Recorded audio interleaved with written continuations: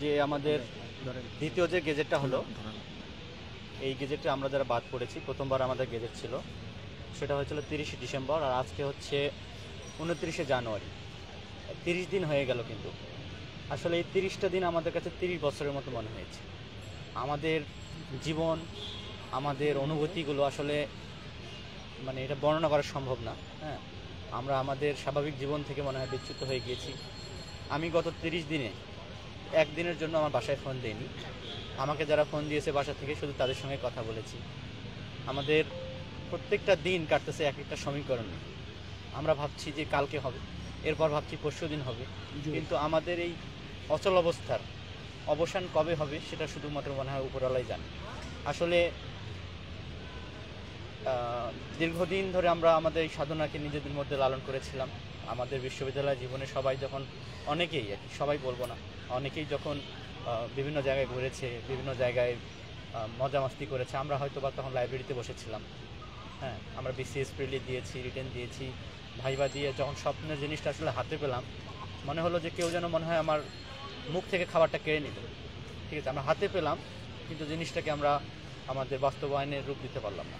আমাদের যারা সহকর্মী ছিলেন, যারা আজকে আমাদের প্রতিযোগিতারা ছিলেন, তারা আজকে নিজেদের কর্মস্থলে জয়েন করেছে, কিন্তু আমরা জয়েন তো করতে পারিনি, কিন্তু জাতির কাছে একটা প্রশ্নবোধক চিহ্নে আমরা পরিণত হয়েছি। সবাই সবাই তো আমাদের সহমর্মী না। আসলে কোনো অপরাধী না হয়েও কারো কারো চিন্তাধারায় তো একবার হলেও আসছে না, কোনো ঝামেলা হয়তো বা আছে। আসলে আমরা দ্রুত এই অচল অবস্থার সমাপ্তি চাই।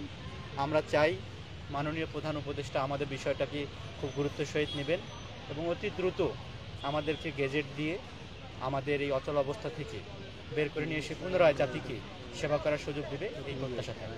আমরা আসলে যতদূর জানতে পেরেছি যে মাননীয় প্রধান উপদেষ্টা উনি দেশের বাইরে ছিলেন, দাভোসে উনি ওয়ার্ল্ড ইকোনমিক ফোরামের সম্মেলনে গিয়েছিলেন, এবং আমাদের যে বর্তমান যে সিনিয়র সেক্রেটারি জনাব ডক্টর মোখলেসুর রহমান স্যার, উনিও দেশের বাইরে ছিলেন।